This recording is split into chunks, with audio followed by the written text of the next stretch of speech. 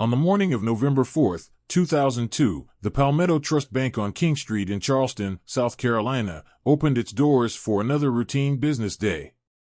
Employees settled into their usual tasks, customers trickled in, and the city's financial district buzzed with the sounds of commerce. At exactly 10:23 a.m., a masked man entered the bank. He moved with purpose, heading directly to the counter where Hector Ramirez, a longtime bank teller, was processing a transaction. The man pulled out a handgun, its polished surface briefly catching the light from the overhead lamps. Without hesitation, he fired a single shot. The bullet struck Ramirez in the chest, and he collapsed behind the counter. Panic erupted among the customers and staff. Some dove to the floor, while others attempted to flee. The assailant, undeterred, vaulted over the counter, emptying cash drawers into a black duffel bag. Within minutes, he had collected $312,000. Security cameras recorded his movements, but the footage revealed little more than a tall man in a dark jacket and hood, his face obscured. At 10:26 a.m., he exited the bank, vanishing into the bustling city streets. Police responded swiftly, but by the time they arrived, the suspect was long gone. Officers secured the crime scene, interviewing traumatized witnesses who could offer little beyond conflicting descriptions. Investigators reviewed security footage, but the poor lighting and the suspect's clothing concealed identifying features. Ballistics confirmed that Ramirez had been shot with a .45 caliber handgun, but the weapon was not left at the scene. As the case gained media attention, authorities faced mounting pressure to make an arrest. 2 days later, Charleston police detained 22-year-old Darius Holden at Lowry's Auto Repair, where he had worked full-time for the past 3 years. The arrest was based on an anonymous tip, claiming that Holden had been seen near the bank before the robbery. Officers arrived at the repair shop shortly after noon on November 6. Holden was in the middle of replacing a transmission when they approached him. Stunned and confused, he was placed in handcuffs and escorted out in front of his coworkers and customers. At the time of his arrest, Holden lived with his girlfriend, Alicia Brooks, a second-year medical student, and their 1-year-old daughter, Simone. His employer, Bill Lowry, and 3 coworkers provided sworn statements that Darius had been at the shop the entire morning of the robbery. Electronic time cards and security footage from the garage confirmed his presence at work during the crime. Despite this, the prosecution pressed forward with the case. The lead witness for the state was Roger Kane, a local business owner who claimed he had seen Holden near the bank roughly an hour before the robbery. However, his initial statement described the suspect as being shorter than Holden by several inches. When the defense attempted to challenge Kane's testimony, Judge Richard Milford ruled the discrepancy inadmissible. As the trial progressed, it became evident that the case against Holden was built on weak circumstantial evidence. There were no fingerprints, no weapon, and no recovered money linking him to the crime. The defense presented alibi evidence, but the judge dismissed key portions, preventing jurors from seeing the full picture. After deliberating for less than 5 hours, the jury returned a guilty verdict on December 22, 2002. 2 days later, on December 24, Judge Milford sentenced Holden to life in prison without the possibility of parole. Alicia Brooks severed all ties with him. By the following year, she had married Dr. Marcus Randall, who legally adopted Simone. Holden, once a promising young mechanic with a stable life, now faced a lifetime behind bars for a crime he did not commit. Darius Holden arrived at South Carolina Correctional Institution in January 2003, his wrists shackled and his future stripped away. The towering walls, lined with razor wire, loomed over him as he stepped inside, guided by guards who regarded him with the same detached indifference they showed every new inmate. The clang of steel doors shutting behind him marked the beginning of a life he had never imagined for himself. The first years were the hardest. He struggled to accept the reality of his situation. Every morning, he awoke to the same gray walls, the same echoing voices of inmates, the same rigid schedule dictated by the institution. The weight of his wrongful conviction pressed down on him, suffocating any sense of hope. He withdrew from those around him, speaking only when necessary and keeping his head down to avoid unnecessary conflict. Depression set in quickly, dragging him into a cycle of sleepless nights and endless questioning. He replayed the trial over and over in his mind, searching for the exact moment when his life had slipped out of his control. Letters to Alicia and Simone became his only outlet. He wrote tirelessly, sending messages filled with love, apologies, and desperate pleas for contact. Weeks passed, then months, then years, but the responses never came. Every envelope he sent was returned unopened. Eventually, he learned that Alicia had legally changed Simone's last name and erased all ties to him. She had moved on, leaving him trapped in a place where time moved slowly, but life outside continued without him. By 2005, he realized that survival required adaptation. The despair that had once paralyzed him hardened into quiet resolve. He found refuge in the prison library, initially using it as an escape from the relentless monotony of prison life. The scent of aged paper and ink, the sound of pages turning, provided a small sense of normalcy. Over time, his visits became more than just a distraction. He started reading legal texts, studying court procedures, and analyzing wrongful conviction cases similar to his own. By 2008, after years of self-directed study, he earned a certification in legal research through a prison education program.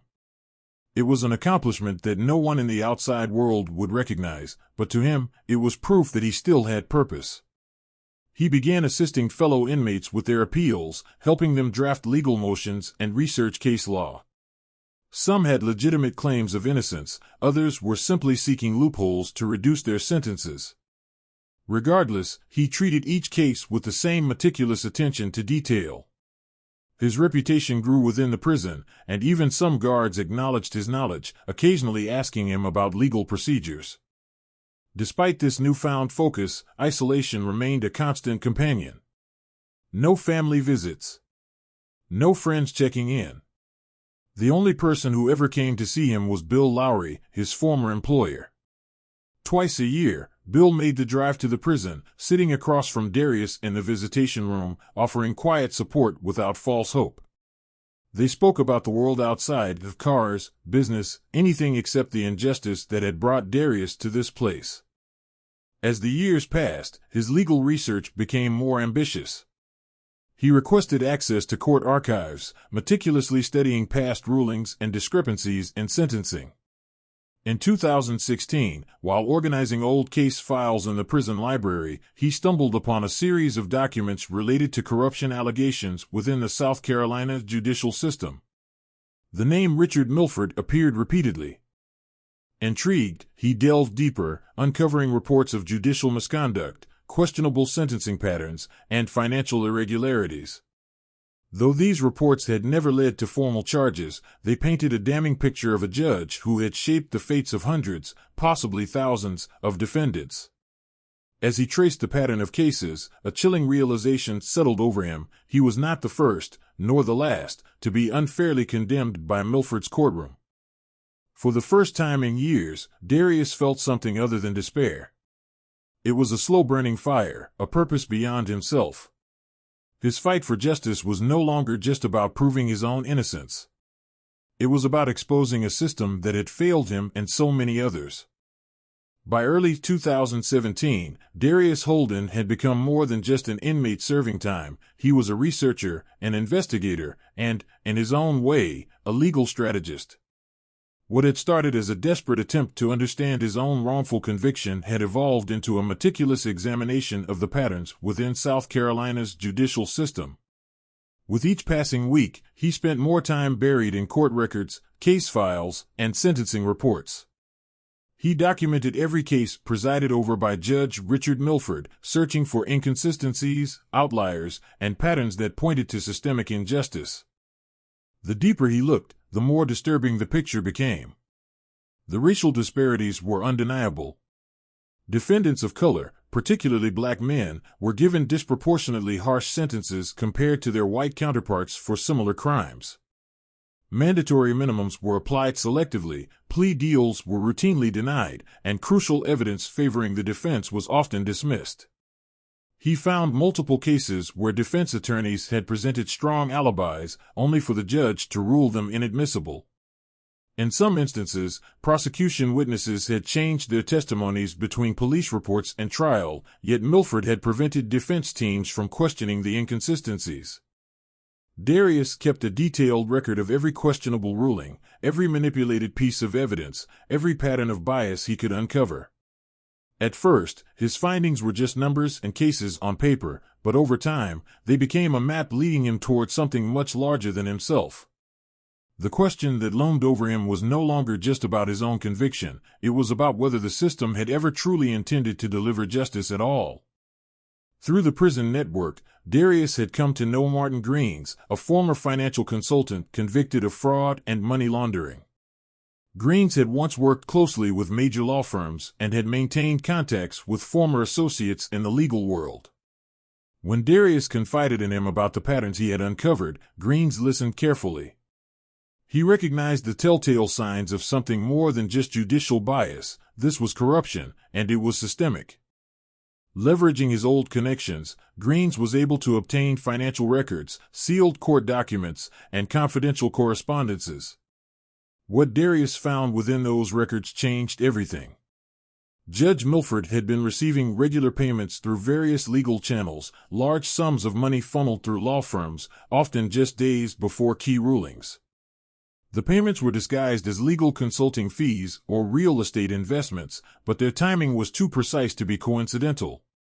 Prosecutors who consistently won cases in his courtroom had close financial ties to him. Defense attorneys who secured favorable outcomes often had contributed to his re-election campaigns. One discovery hit especially close to home. Roger Kane, the prosecution's key witness in Darius's trial, had received a lucrative municipal contract for infrastructure development just 1 month after Darius was sentenced.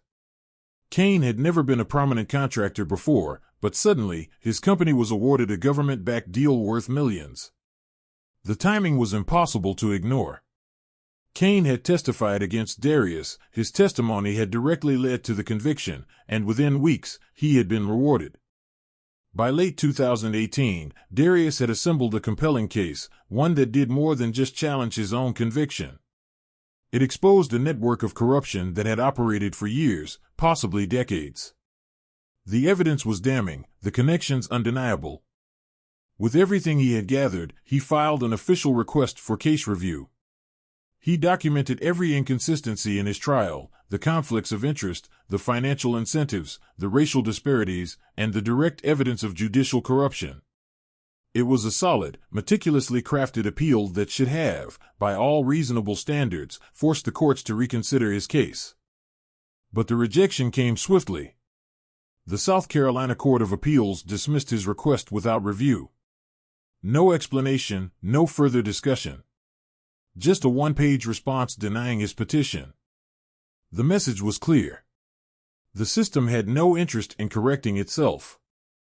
Darius realized then that justice, at least through legal channels, was unattainable. The courts would protect their own. The only way forward was to find another path. In the summer of 2019, South Carolina passed legislation that allowed for the reevaluation of certain criminal cases, particularly those involving judicial misconduct. The changes provided a rare opportunity for inmates who had exhausted all legal options. Darius Holden, after spending 17 years behind bars for a crime he did not commit, became one of the first cases reviewed under the new law. A pro bono attorney, specializing in wrongful convictions, took on his case. After months of legal proceedings and mounting public pressure, the court granted him parole. On a humid afternoon in August, Darius stepped out of the South Carolina Correctional Institution as a free man. The world outside had changed in ways he could barely comprehend. The cityscape was different, the people seemed to move faster, and technology had advanced beyond anything he had access to during his years in prison. He had no home, no money beyond the small sum given to him upon release, and no family waiting for him. He found temporary lodging at a rundown motel on the outskirts of Charleston, a place filled with transients and former inmates trying to rebuild their lives. The walls were thin, the air smelled of mildew, and the neon vacancy sign flickered erratically outside his window. It was not a home, but it was the only place he could afford. Within a week, he secured a job at a local auto repair shop, performing the same work he had done before his arrest. The grease-covered tools, the hum of engines, and the scent of motor oil were familiar, grounding him in a world that had otherwise become foreign. His hands, once calloused from labor, had softened during his years in prison, but the muscle memory returned quickly. The job paid just enough for him to afford food and rent, but it offered something more valuable: anonymity. Despite the years that had passed, one thought remained fixed in his mind: his daughter, Simone. He had lost all contact with her long ago, but now, with his freedom restored, he sought to reconnect. Searching through public records, he discovered that she worked as a teacher's assistant at an elementary school in Charleston. He sent a letter to the school, addressed to her, carefully choosing his words. Weeks passed, and the letter was never answered. He tried again, sending another message, but it was returned unopened. He obtained her phone number and called, but every attempt went to voicemail. He left messages, each one more hesitant than the last, but none were returned. The rejection stung more than he expected. He had always held on to the hope that, once free, he could at least explain his absence, tell her the truth, and offer whatever relationship she was willing to accept. But she wanted nothing to do with him. He was nothing more than a stranger in her world. With each failed attempt, something inside him hardened. He had spent 17 years hoping the system would correct its mistake, trusting that the truth would prevail. That belief had been crushed. Now, even the one person he had longed to reunite with had erased him from her life. Darius turned his attention elsewhere. Judge Richard Milford was still presiding over cases in Charleston, living comfortably in a gated estate, his reputation untouched by the corruption Darius had uncovered. The man who had stolen his life had never faced consequences for his actions. Determined to understand every aspect of Milford's life, Darius began his own quiet investigation. He spent hours in the public library, reading through real estate records, tax filings, and financial disclosures. He traced the judge's investments, business dealings, and donations. The patterns of corruption he had seen from prison were even clearer now, but they had gone unchallenged. Through an old prison contact, a former inmate who had worked in private security, Darius gained access to information about Milford's daily routines. He learned the judge's preferred restaurants, his regular jogging routes, and the times he typically left and returned home. In November 2019, Darius rented a small apartment near Milford's residence. It was a modest unit in a decaying complex, but its location was perfect. From his window, he could see the tree-lined streets that led toward the judge's gated community. Each morning, he took careful notes on Milford's movements. The judge's days were predictable: early morning drives to the courthouse, lunch at a high-end bistro, occasional evening outings to private clubs. He noted security details, the placement of cameras around the estate, and the way the judge's house staff operated. Darius watched and waited, his plans taking shape in the silence of his one-bedroom apartment. On the night of November 28, 2019, the air in Charleston was damp with the lingering chill of late autumn. The streets were quiet, with most homes settled into the calm of the holiday season. In the affluent neighborhood where Judge Richard Milford resided, the sidewalks were lined with neatly trimmed hedges and wrought iron gates, each estate guarded by security systems designed to keep intruders at bay. Darius Holden had spent weeks studying those defenses. He knew the judge's house was equipped with a state-of-the-art alarm system, motion sensors, and security cameras. He also knew its weaknesses. Through careful observation, he had identified blind spots in the camera coverage and learned the routine of the private security firm that patrolled the area. By the time he approached the property that evening, he was prepared. He moved through the darkness, dressed in black, his face hidden beneath the hood of his sweatshirt. The judge had left for dinner an hour earlier, as he did most Thursdays. Darius worked quickly, disabling the alarm system before it could send an alert. The back entrance lock was more sophisticated than he had anticipated, but after several tense moments, it gave way. Once inside, he moved through the house with purpose. The grand foyer opened into a living space adorned with expensive furniture, oil paintings, and bookshelves filled with legal volumes. The house was pristine, coldly impersonal, a reflection of the man who lived there. He made his way upstairs to the judge's home office, a large room with mahogany bookshelves, a massive desk, and framed degrees lining the walls. He had seen pictures of this space in legal magazines featuring Milford over the years. Darius positioned himself in the shadows, waiting. The house remained silent except for the faint ticking of a clock. Minutes stretched into what felt like hours, his pulse steady despite the weight of what was about to unfold. Just after 10 p.m., he heard the front door open. Footsteps echoed in the hallway below, slow and deliberate. The sound of keys being set down, the rustle of a coat being removed. Judge Milford entered his office, his expression turning from exhaustion to shock the moment he saw Darius standing there. The confrontation was immediate. The judge stepped backward, reaching for his phone, but Darius was faster. He lunged, knocking the device from Milford's hands. The older man tried to resist, swinging his arms, attempting to fight back, but he was not strong enough. Years of comfort had softened him, while years of incarceration had hardened Darius. Milford's body hit the desk as he stumbled under the force of the attack. Papers scattered across the floor. His attempts to push Darius away were weak, his protests muffled by the weight of the younger man's grip. Darius struck him once, then again. The judge crumpled onto the carpet, dazed, his lips split open, blood trickling onto the polished hardwood. He gasped for breath, his body trembling. Darius did not stop. He forced the man to face him, demanding answers, demanding the truth that had been buried for nearly 2 decades.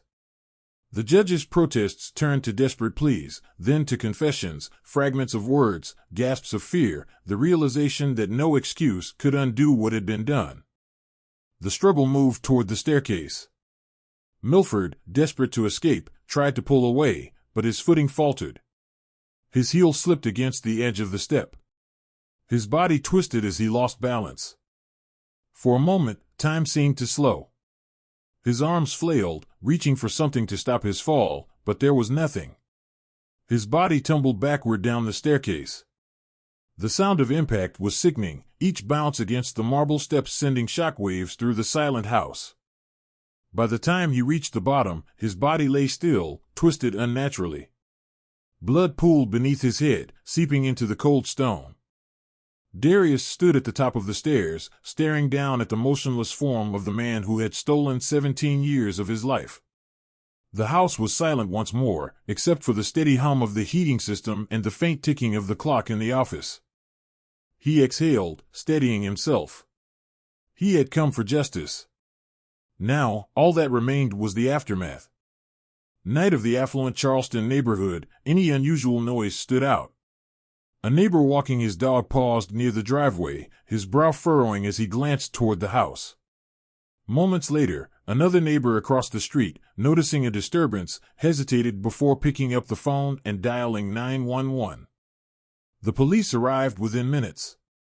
2 patrol cars pulled up to the gated entrance, their headlights illuminating the manicured lawn. The officers approached cautiously, noting the unlocked front door. Their hands hovered near their holsters as they stepped inside. The house was eerily silent, save for the distant ticking of a clock and the hum of the air conditioning. They found Darius Holden standing at the top of the marble staircase, his hands stained with blood. Below him, Judge Richard Milford's lifeless body lay sprawled on the cold stone floor, his head resting in a pool of deep red.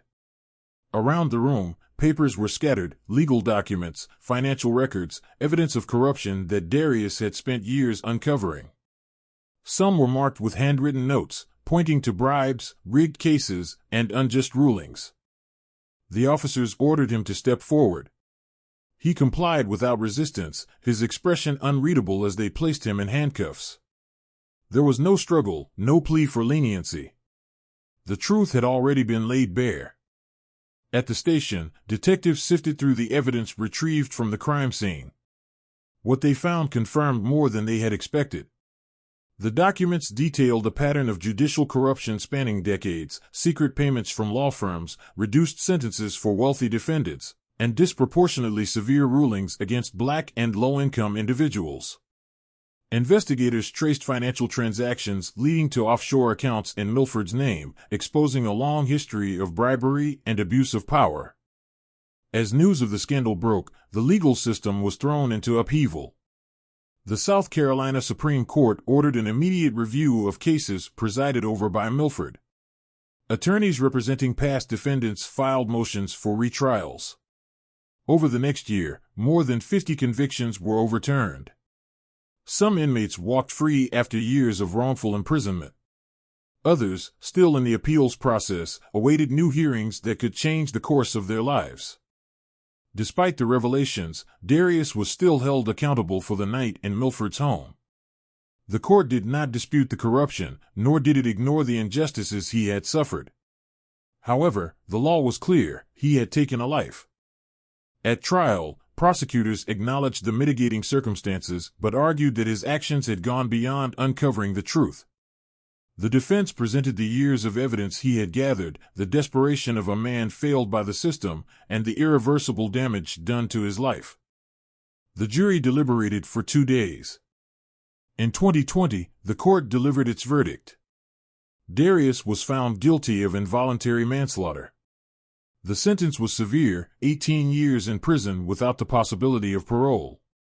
The judge, in his ruling, stated that while justice had finally exposed Milford's corruption, the method by which it had been revealed could not be excused. After the sentencing, a letter arrived for him in prison. It was from Simone. She had learned the truth, had seen the news reports, had read the files. She wrote of her confusion, her anger, her regret for believing a version of events that had never been real. She asked for understanding, for some kind of connection. Darius never responded. When asked if he had anything to say in his final court appearance, he simply stated that the truth had finally come out. He returned to prison, but this time, his name was more than just another inmate number. To many, he was a symbol, a man who had uncovered what the justice system had refused to see. Though he had lost his freedom again, he had done what no one else had dared to do. And the world outside the prison walls would not forget his name.